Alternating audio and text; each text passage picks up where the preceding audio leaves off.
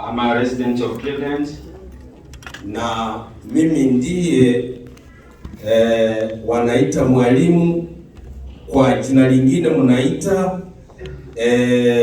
I'm the teacher, or mnamuita nani?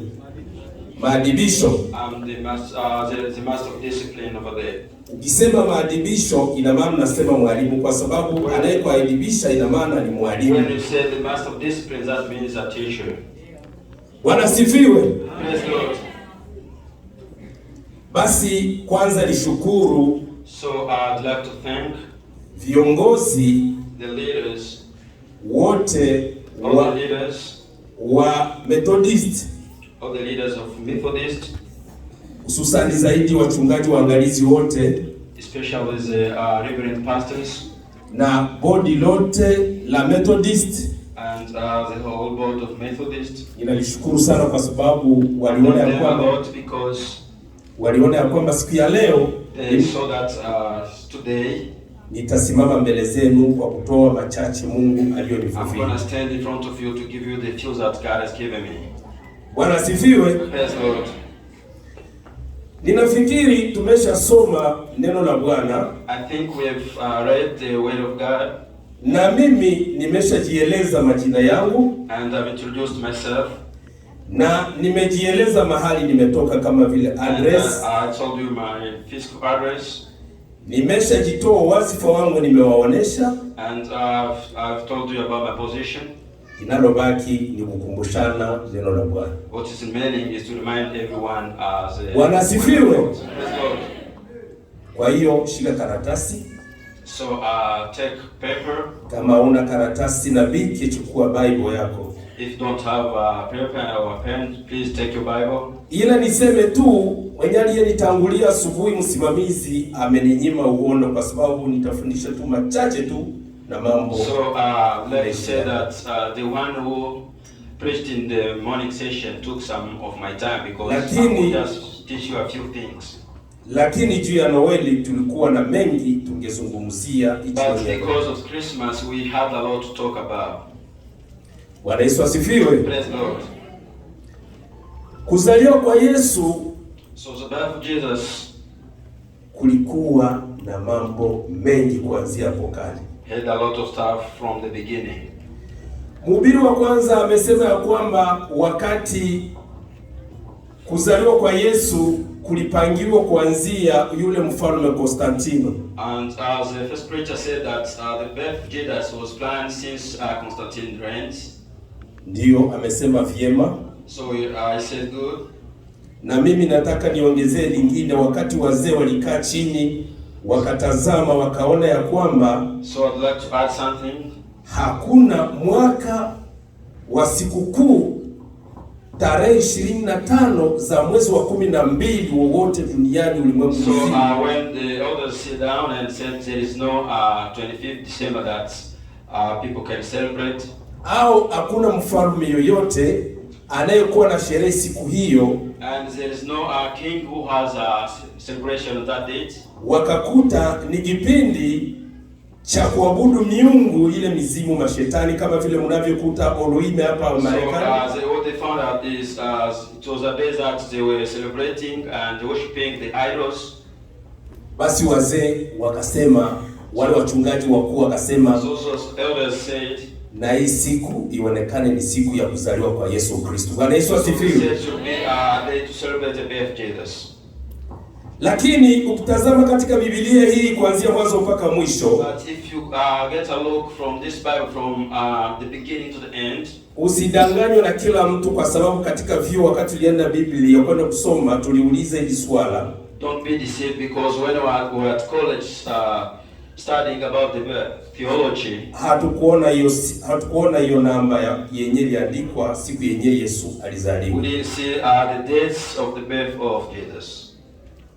Labda watu walifikiria kwamba sababu people thought that because God, tulifikiria ya kwamba labda Mungu angeliambia Wamajusi, kwa sababu Wamajusi ndio waliona. Maybe we thought maybe God would told those angels because they are the ones that saw it. Lakini Mungu akaona ya kwamba Yesu hawezi zaliwa kwa sababu ni Mungu. But God saw that Jesus can't be born because he is God. Kwa sababu Biblia inasema katika Yohana wa kwanza ya kwamba hapo zamani kulikuweko na mwanzo. And from the beginning there was the start. Kulikuweko na neno Plito. There was a word. Naye neno alikuwa kwa nani? And the word was God. Ina maana Yesu alikuwepo. That means Jesus was there. Kuanzia zamani zote alikuwepo. From the beginning he was there. Lakini kwa formula nyingine Mungu aliona kwamba kwa kumridhisha mwanadamu. But for other formula God saw that to satisfy a human being. Ieleweke ya kwamba Yesu ikatangazwa kwamba amezaliwa. Let's them know that Jesus was born. Na ndio maana sisi sote tumeshiriki kwa siku ya leo. That's why we are gathered here today. Mpe mwenzako mkono, mwambie aseme Yesu azaliwe moyoni mwako. Give your neighbor a hand and say, may Jesus be born in your heart. Bwana Yesu asifiwe. Yes, Lord. Basi wandugu wapenzi, so beloved ones, bila kwenda mbali, Yesu hajazaliwa lakini amezaliwa moyoni mwako. So Jesus is not born but he's born in your heart. Nenda na habari kutoka hapa kwenda nyumbani ya kwamba Yesu amezaliwa moyoni mwangu. Jesus is born in your heart. Lakini Yesu hajazaliwa ya kwamba ulimuona kwenye kanisa. But he was not born because ordained. Akawa amezaliwa hapo. Maybe it's not like Jesus can see by own eyes that's they born then. Na ndiyo maana kulikuwa na vita kuanzia zamani. That's why there was a war from the beginning. Kwa sababu wakati because when mfalme aliposikia ya kwamba when the king heard that Yesu amezaliwa, Jesus is born, hakujua maana ya Yesu kuzaliwa kwa sababu kwa sababu hakukuwa nafunuliwa because he was not revealed na Mungu by God. Bwana Yesu asifiwe. Praise Lord. Basi tunaenda kusoma so we're gonna read kingine kitabu cha Ezra. We're gonna read Ezra.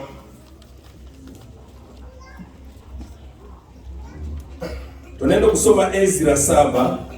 We're gonna read Ezra chapter 7 ile mstari wake wa 9-11. Naomba ndugu John fungua Biblia yako. So Ezra chapter 9 verse 11. Tunasoma kitabu cha Ezra sura ya 7. We're gonna read Ezra chapter 7 na mstari wake wa 9 and verse 9.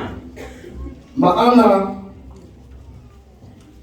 alianza kukwea kutoka Babeli siku ya kwanza ya mwezi wa kwanza, naye akafika Yerusalemu siku ya kwanza ya mwezi wa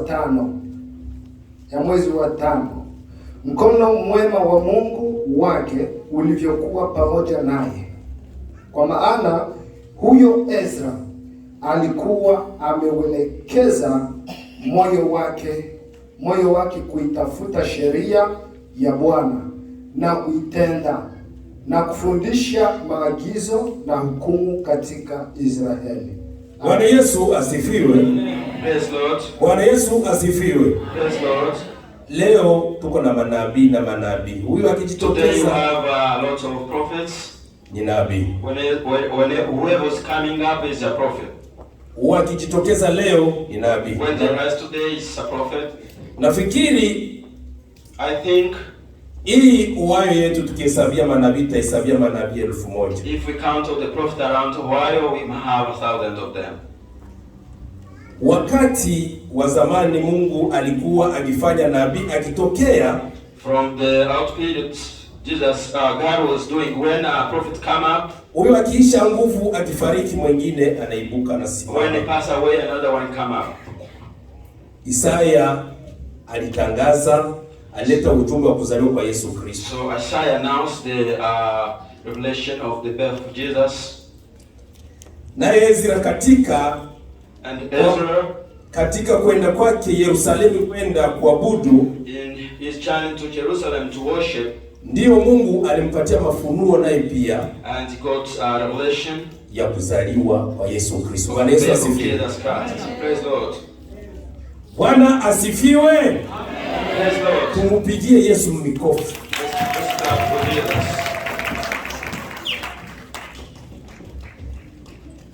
Unajua ya kwamba mimi nawapatia mavesi lakini sijawapatia mlango. You know that I'm giving you verses but I'm not giving you the door. Teme yetu ya leo ni kuzaliwa. So our sermon today is to be born. Kuzaliwa. To be born. Kuzaliwa kuna njia nyingi. To be born or birth has different ways.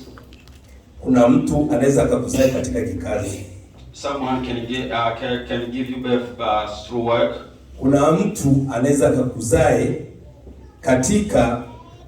katika njia zingine zozote. Na kuna mtu anaweza akakuzae tumboni uzaliwe mtoto kuzaliwa. And someone can give you birth but by a normal way like from the home. Lakini tunayozungumzia ni kuzaliwa. But the birth we're talking about is to be born about what? Tunaizungumzia ni kuzaliwa kiroho. To be born spiritually.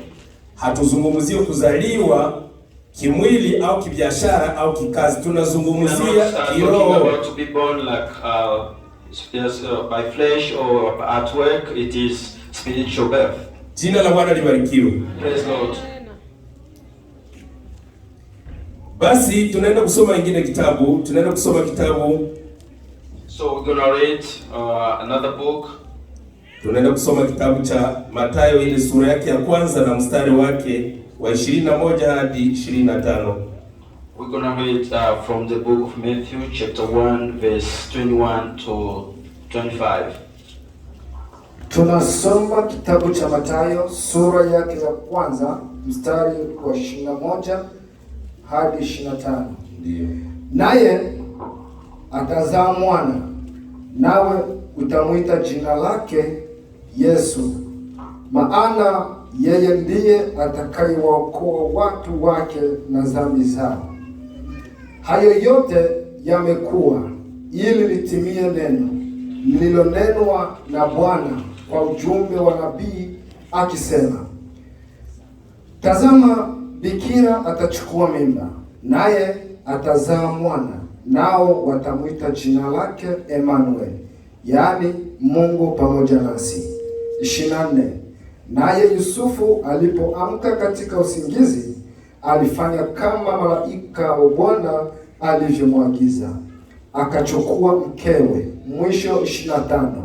Asimjue kamwe hadi alipomzaa mwanawe, akamwita jina lake Yesu. Bwana Yesu asifiwe. Praise Lord. Atazaliwa mwana, so a son will be born, atakayechukua dhambi zako. Bwana Yesu asifiwe. one will take your sins. Praise Lord. Atakayechukua dhambi zangu Is the one who will take my sins. Sio amezaliwa kwa kusema ya kwamba tu tufanye ebyele tupigie mama makofi. It's not just for celebration. To take clap for the woman. Leo si siku ya ebyele. Maybe today is a birthday. Leo ni siku ya uzazi. Maybe it is a birthday. Ilikuwa ni siku kuu ya wamama. Leo wangepaswa kuwa na kitu fulani cha kuonesha kwamba ni siku ya celebration for the women. They should have something to celebrate for. Mwanaume atazaa mtoto, yeye alibebesha mimba, lakini utamkuta wakati mtu wake anazaa anakuwa nyuma ya nyumba. Maybe a man can rent a woman pregnant, but iko anaenda na baby is just coming behind. Lakini wenyewe wanakuwa na furani wanani? But the one who are women. Wamama ndio utakuta wanakuwa na furaha. Tuwapigie makofi tena wamama.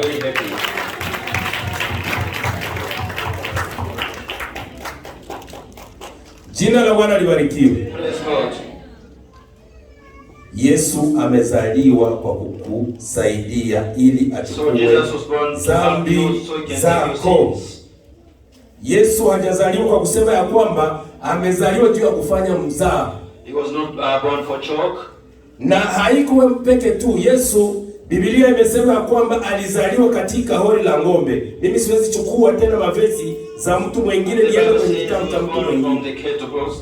Tunaachiana nafasi kwenye vitabu. So we are nikishuka nikienda nitaenda kufika kwenye amezaliwa kwenye hori la ng'ombe. So but if you're gonna find that he was born from the cattle boast. Yesu amenikomboa mimi, amekomboa na mifugo. Jesus saved me and he saved everyone. Amekomboa na vijiji vidogo vidogo vilikuwa havijulikani katika nchi ya Israeli. Wakati wa zamani kulikuwa na ondoleo la dhambi mpaka wafanye nini? Wakate mbuzi. In past the saving of the son was until they kill a goat. Lakini wakati Yesu alipozaliwa, but by the time Jesus was born, aliacha sehemu nzuri, angezaliwa kwenye maternity mazuri, akaenda kwenye kuwa ng'ombe. He left a good place to be born, but he went to the beat castle. Kuna kuwa na mikojo, so as a urine na vinyesi vya ng'ombe and decrement of cattle. Akaenda akazaliwa mule ule mama mzazi. But decided to be born there. Mubiele akaenda na mimba yake, hakwenda maternity, akaenda kwenye nyumba za ng'ombe. So that woman was giving birth, didn't go to maternity. Akaenda kuzaa mtoto. But he went to give birth ili atukomboe dhambi zetu. So he can save us from our sins. Ili akomboe wanyama wasiendelee kuuawa kama vile sisi. So also to save the animals so they don't be killed like small insects. Ili akomboe wanyama nao wasiuawe kama vile wadudu. So we can also save the animals to be killed not like insects. Kila tatizo kidogo la ondoleo la dhambi waende washike kondoo waende wachinje. So wherever there is any problem to be redeemed from the sun to take kila tatizo kidogo wanaenda kuchukua ng'ombe waende wachinje. Or taking a cow to kill it. Mungu akaona ya kwamba sio vyema. And God saw that it was not good. Akamtoa mwana wake wa pekee ili wewe na mimi tukombolewe. Jina la Bwana libarikiwe. Sasa uzazi tuliosema kwamba Yesu amezaliwa, azaliwi kwenye kanisa hili au lingine kanisa, lakini amezaliwa moyoni mwako. Bwana Yesu asifiwe. Basi tunaenda kuona tena andiko lingine, kwa sababu mimi sina muda tena, muda unaenda muda mrefu. I don't have enough time. Tunaenda kusoma kitabu cha Marko ile sura yake ya kwanza na mstari wake wa 28. We're going to read Mark chapter 1 verse 28.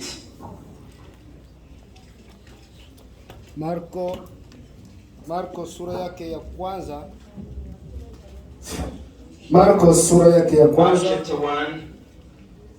na mstari wa 28. Verse 28. Mwisho wapi? 28, tusome 28. Just read 28. Habari zake zikaenea haraka kote katika nchi zote kando kando ya Galilaya. Bwana asifiwe. Praise Lord. Yesu alitetemesha mafalme. So Jesus trembled all the kingdoms. Yesu alitetemesha mafalme hadi leo. So he terrifies all the kingdoms up to today. Kuna sehemu unaweza ukakanyaga unasema kwamba mimi ni Mkristo. There is a place that you can go and say I'm Christian. Unakuta ule mtu anafunga sura. And you'll see that person fuming. Hataki akuone, au kama atafunga sura na kuogopa. Maybe if he's not fuming, he's become afraid of you. Kwa sababu Yesu ana nguvu nyingi sana. Because Jesus is so powerful. Wakati Yesu alipozaliwa, when Jesus was born, mfalme aliposikia kwamba Yesu amezaliwa, when the king heard about the birth of Jesus, mawazo yake alikuwa anafikiri ya kwamba Yesu anakuja kumchukua ufalme. He was thinking maybe Jesus is coming to overthrow him. Mawazo yake ilikuwa inajua ya kwamba hivi Yesu amezaliwa, ufalme umechukuliwa. He was thinking but because Jesus is born, his kingdom will be taken away. Na hapo alikusanya baraza lake lote kuu. So he gathered all the board. Akasema ya kwamba mimi nimesikia kwamba kumezaliwa mwingine mfalme mpya. And he said that I heard that there is another king that was being born somewhere. Kumbi fanyeni nguvu yote tukafanye vikao. Do your best to have meetings. Tuelewe huyo mfalme amezaliwa wapi. Understand where that king is being born. Watu wa nchi walifikiri ya kwamba amefanya kikao kwa wema. The people around the city saw that he was doing the meeting for good. Kumbe moyo wake umeumia kwamba ufalme umechukuliwa. But he was very sad from his heart. Sasa yeye mfalme Herodi hakufahamu ya kwamba ufalme wa Yesu si wa duniani, ni ufalme wa mbinguni. But he didn't know that the kingdom of Jesus is from this world, but is for the heaven. Jina la Bwana libarikiwe. Praise God. Niseme ya kwamba Mungu ni mwema. Let's say God is good. Kama ninasimama naongea, If I stand here and talking to you, nilifika hapa jana kwa neema, nilikuwa mgonjwa na mpaka hivi niko mgonjwa. I reached here by grace because I was sick and now I'm still sick. Nilifika hapa nilipingana na shetani. When I got here, I was confronting the devil. Na mchungaji wangu iko shahidi, anajua. And my pastor is my witness, he knows. Nilitoka kazini niko natetemeka kuanzia juzi jana. Na jana gisi nilikuja niko na homa na tetemeka, lakini nilisema kama mimi nilipangiwa ya kwamba nitaenda Daitoni, nitaenda nifio kanisani. Bwana asifiwe.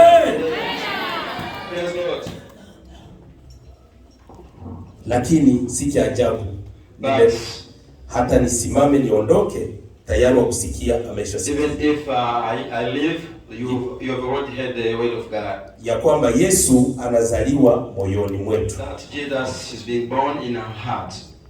Utaondoka uende nyumbani, lakini uelewe ya kwamba You live and go home because, but you have understood. Amezaliwa Jesus is being born in your heart. Moyoni mwetu ndio Yesu amezaliwa. In our hearts. That's where Jesus is being born. Na wewe ndugu uliye hapa, and you my beloved who is here, ninajua ya kwamba wewe ni mageni kwako. I know that might look like strange to you. Kuelewa ya kwamba wakati mtu anapozaa, to understand that when someone is giving birth, au wakati mtu anapozaliwa wanafanya nini, but or when someone is being born, what is happening. Wakati mtu anapozaliwa wanafanya nini? When someone is born, what happens? Nafikiri mtu anapozaliwa huwa wanapeleka kitu fulani. I think when someone is born, they brought some stuff. Lazima upeleke zawadi. You should bring some gifts. Lazima upeleke kitu cha ishara cha kuonesha kwamba mgeni amefika. Something of sense to show that our guest is coming. Mgeni hawezi fika bila kumzimana kitu chochote. A guest can't come without you offering him something. Mgeni hawezi fika bila kumpatia maji ya kunywa. A guest can't arrive to your home without giving him or her the water to drink. Mgeni hawezi kufika ukose kumpatia sehemu ya kulala. You are without accommodating him her place to sleep. Sasa Biblia yako imekuambia leo mkaribishe Yesu ndani ya moyo wako. And now your Bible is saying that to welcome Jesus in your heart. Biblia imekuambia kwamba wewe kama vile Gaspari upeleke tuni ukaende kumtolee Mungu sadaka. And it's telling you to be like Gaspar to bring some gifts for offering. Nafikiri mchungaji amesema hapa. And I think the pastor said here, sadaka walizozitoa ni ndogo kuliko zenye zilitolewa mchana.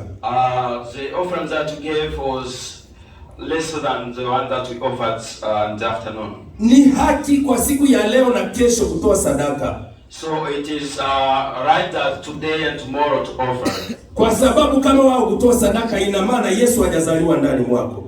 Because if you don't offer, that means Jesus hasn't been born in your heart yet. Kwa sababu wale wafalme wakati walipoenda kuangalia kwenye Yesu amezaliwa walienda na tuni. Because those kings when they went to see where Jesus was born, they brought some gifts. Ni madini zenye kuwa katika nchi za Ulaya, haiko Afrika. Those are minerals that are in Europe, they are not in Africa. Wengine walienda na dhahabu. Some of them brought gold. Nafikiri hiyo madini iko kwetu Afrika. I think that is Africa. Wengine walienda na manemane. Others brought some oil. Sasa je, umekuja na nini hapo? What did you bring? Umekuja na nini kama wewe? What did you bring you? Umekuja na nini ya kumtolea Bwana? What did you bring to offer for God? Ulikuja na dola moja? Did you bring a dollar? Kwenye cheki yako unapokea cheki ya ngapi? How much is reading from your check? Ficha, lakini Mungu anakuona. You can hide, but God is seeing it. Kama wewe ulificha sadaka zako za kumtolea Bwana, if you hide your offering, kesho asubuhi uje umefungua mifuko. Please bring it tomorrow morning. Usije mbele ya Bwana bila kumtolea tuni. Don't come in front of God without giving some present to him. Usije mbele ya Bwana bila kumtolea dhahabu. You should bring some gold. Kwa kuwa hapa hatuna dhahabu, dola inasema utoe dola kesho asubuhi. But because you don't have gold here, but dollar is precious, please bring it. Jina la Bwana libarikiwe. Praise Lord. Lakini kama unakumbuka kwenye tulipoanzia tunasema ya kwamba, but if you remember where we started, we said that teme yetu ya leo, our sermon today ni kuzaliwa, is to be born. Na kama mzazi amezaa lazima apewe nini? Apewe zawadi. If a woman give birth, you should give her some gift. Na ule mzazi anayezaa amepata mgeni, and that woman that is giving birth got a guest. Sasa wewe fungua moyo wako upokee mgeni. So open your heart so you can receive the guest. Sijui kama uko tayari kabisa, moyo wako uko wazi kabisa kwa kumpokea Yesu Kristo. If you are ready, if your heart is ready to receive Jesus. Au wewe ulinogea kwa sababu unasikia kwamba leo ni siku ya Noeli, ndio maana moyo wako wote unasema kwamba Noeli Yesu amezaliwa. Yesu alizaliwa. Because you heard that today is Christmas. Bwana Yesu asifiwe. Praise Lord. Bwana asifiwe. Praise Lord. Basi twende tufungue Biblia na tunaenda kumaliza kwa sababu muda. So let's open our Bible and we are about to finish because we are running out of time. Basi tunaenda kufungua Mathayo ile sura yake ya pili na mstari wake wa. So we are reading Matthew chapter 2 Mathayo 2:1 hadi 5. Chapter 2 verse 1 to 5. Biblia imeandikwa hivi. Ndio. Yesu alipozaliwa katika Bethlehemu ya Uyahudi, zamani za mfalme Herode, tazama, majusi wa mashariki walifika Yerusalemu wakisema, yuko wapi yeye aliyezaliwa mfalme wa Yahudi? Kwa maana tuliona nyota yake mashariki, nasi tumekuja kumshuhudia. Basi mfalme Herode aliposikia hayo alifadhaika, na Yerusalemu pia pamoja naye. Akakusanya wakuu wa makuhani wote na waandishi na watu, akatafuta habari kwao, Kristo azaliwa wapi? Mwisho 5. Nao wakamwambia, katika Bethlehemu ya Yudea, kwa maana ndivyo ilivyoandikwa na nabii. Amina. Bwana Yesu asifiwe. Praise Lord. Tumupigie Yesu makofi makubwa.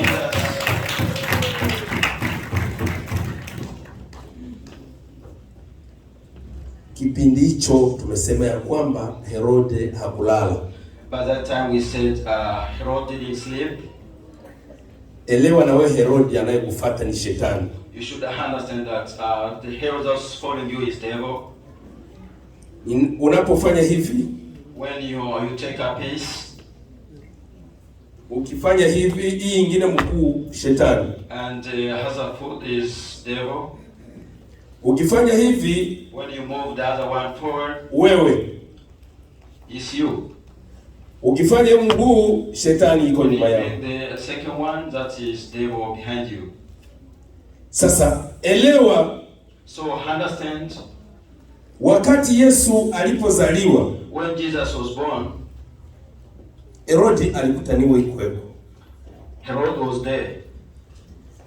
Lakini hakuelewa formula gani iliyopo. But he didn't understand the formula that was there. Kwa sababu ndugu John hapo amesema ya kwamba alikusanya. The Bible said he gathered.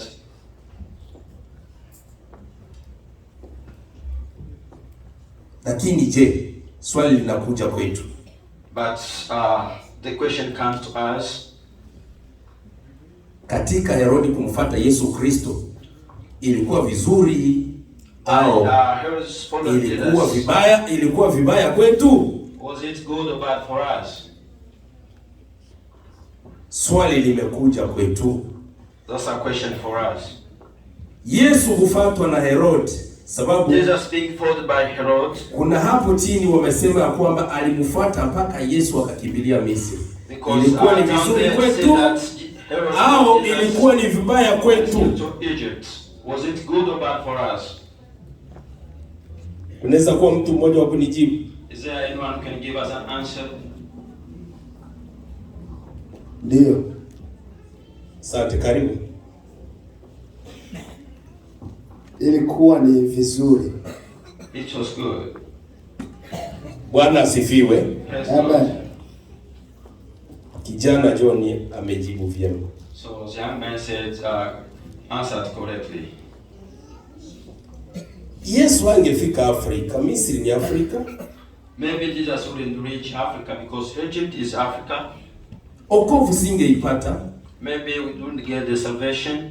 Singelitangaza leo neno la Bwana. I wouldn't proclaim the word of God. Ningekuwa niko Muloime. Maybe I was Elohim. Ya Amerika niko Loime na mimi navaa vile makofia naona biko nje bana birusha kwenye masimu. Maybe I was in Elohim and putting some hats. Bwana aturumie. May God forgive us.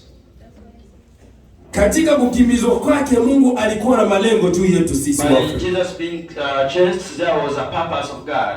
Bwana Yesu asifiwe.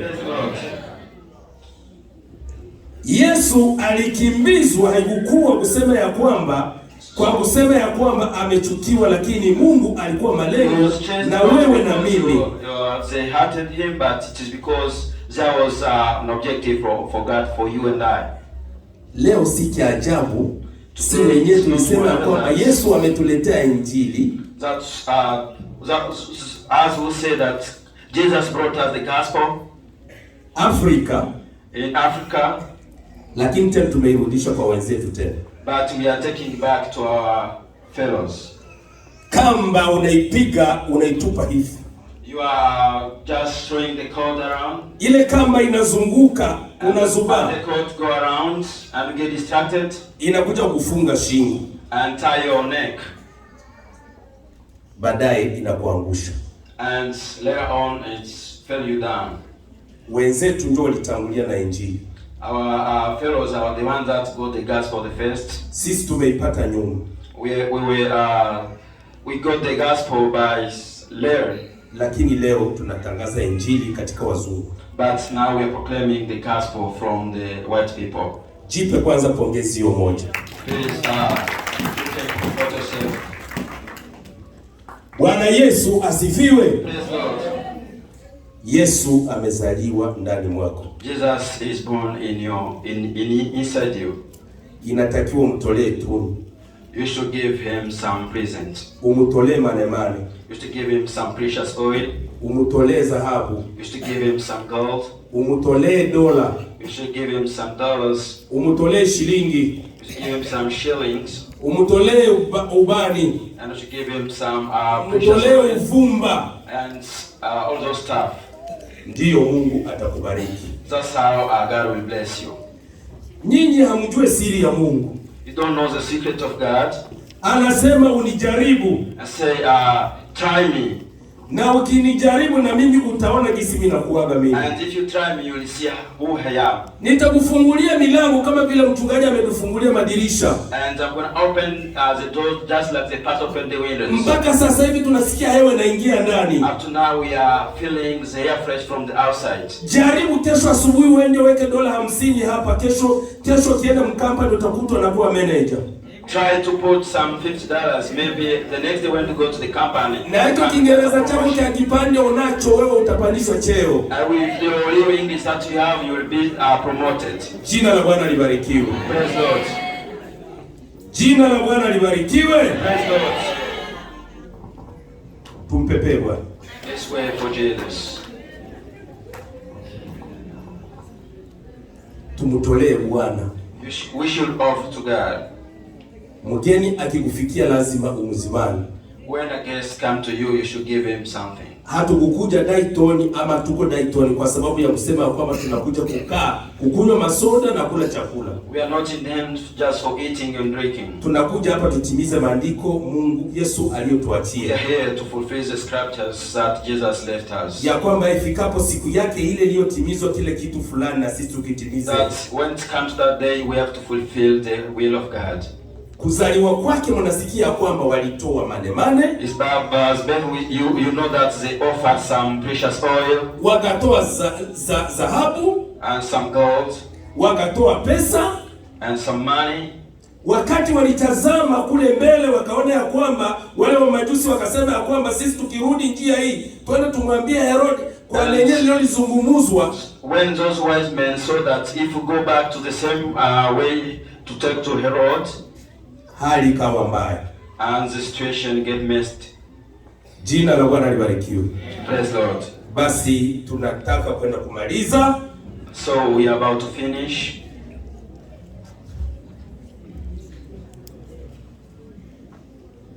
Basi tunarudia. So we go back. Tunarudia ile sura yetu ile ya pili na mstari wake wa kwanza hadi 5. John anisomee pale na ndio mwisho. Please John read Matthew chapter 2 verse 1 to 5.